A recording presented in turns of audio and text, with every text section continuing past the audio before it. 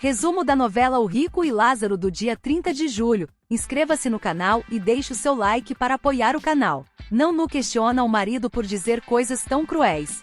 Rabissares afirma que só falou a verdade. Absalom envergonha a família. Nanu insiste que ele ama a mulher. Rabissares a chama de inútil e compara Nanu a ela, dizendo que nem lhe deu herdeiros. Nanu se choca quando ele revela ter um filho e diz que o problema é ela, não ele. Nitocris escuta tudo. Enquanto isso, Nebuzaradan chama seu filho de covarde. Samu tenta defendê-lo, mas o rei insiste que Labas não está pronto para reinar e mata uma serva com flecha para mostrar força.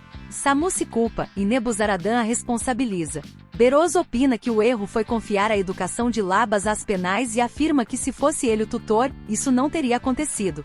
Samu repreende Beroso por desafiá-la diante do rei. Ele responde com ironia, mas ela o ameaça revelando seus desvios com o governador, dizendo que só tolera isso enquanto ele for útil. Beroso fica impactado. Belsazar pergunta por que Arioque não está usando o traje de general.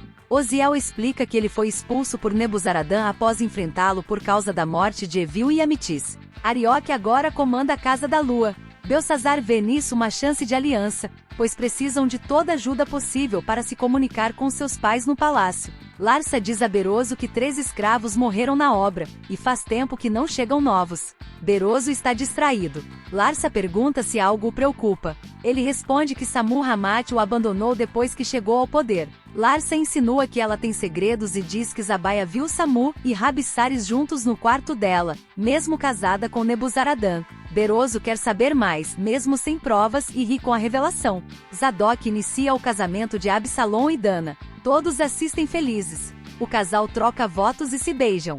Absalom não esconde a felicidade. Nitocris comenta com Nabonido que ouviu Rabissares dizer que teve um filho fora do casamento. Nabonido acha que pode ter sido no calor da discussão.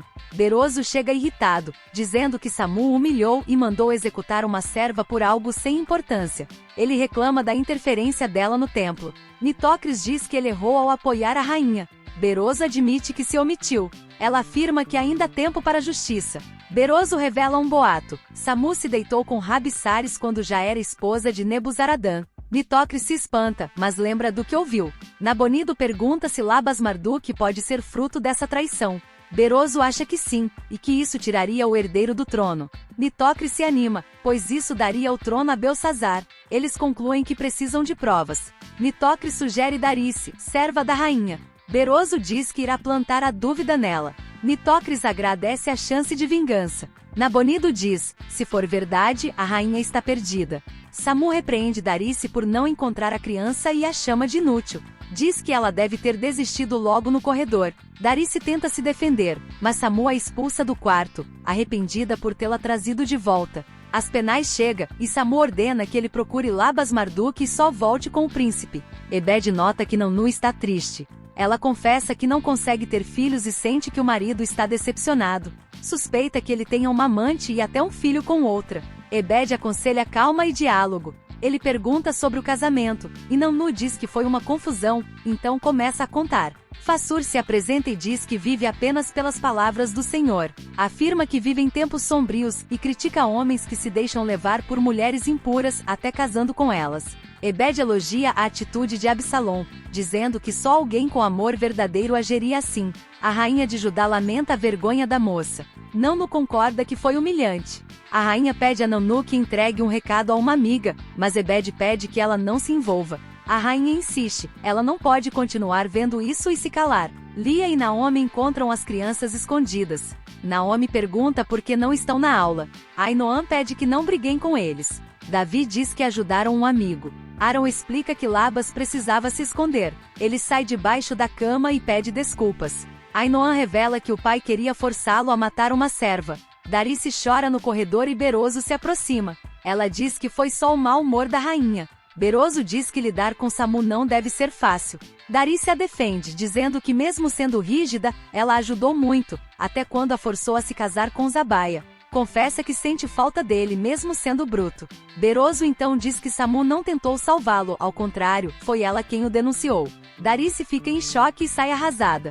Beroso ri, satisfeito. Na festa, Urzabum toca e todos dançam. Joana acaricia a barriga de Malca que pede para ir embora. Zack concorda. Joana diz que levará doces para Lázaro, especialmente pão de mel. Ela agradece a Zack por deixá-la visitar o noivo. Rabissares vai até Samu e diz estar preocupado com Labas. Samu o manda parar de se meter. Ele tenta se aproximar, mas ela o rejeita com desprezo. Revela que tudo entre eles foi fingimento, que sente nojo dele.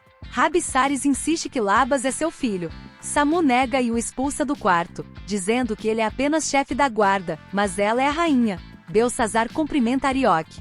Ele responde com frieza. Daniel comenta com Abednego que mesmo com tanta confusão no reino, Beroso continua intocável.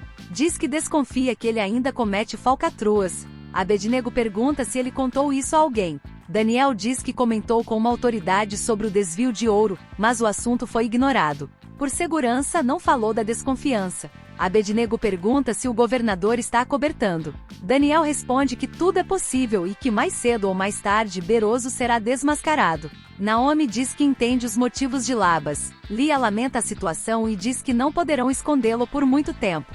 Davi e Aaron concordam. Aspenais chega e diz que a mãe de Labas está aflita. O menino diz que se escondeu porque não quis matar uma serva. Aspenais revela que o pai já fez isso. Nitocris chama Samu de cobra e desconfia que ela tenha matado Cassaia. Nabonido lembra que Cassaia morreu por causa do eclipse. Nitocris acredita que o eclipse foi usado para encobrir o crime. Nabonido comenta que o lobo de Judá afirmou que ela descobriu a traição de Nebuzaradã. Nitocris diz que vai visitar o prisioneiro, ele pode saber mais sobre a rainha. Madai olha para a mão de Arioque, e ele pergunta se gostou.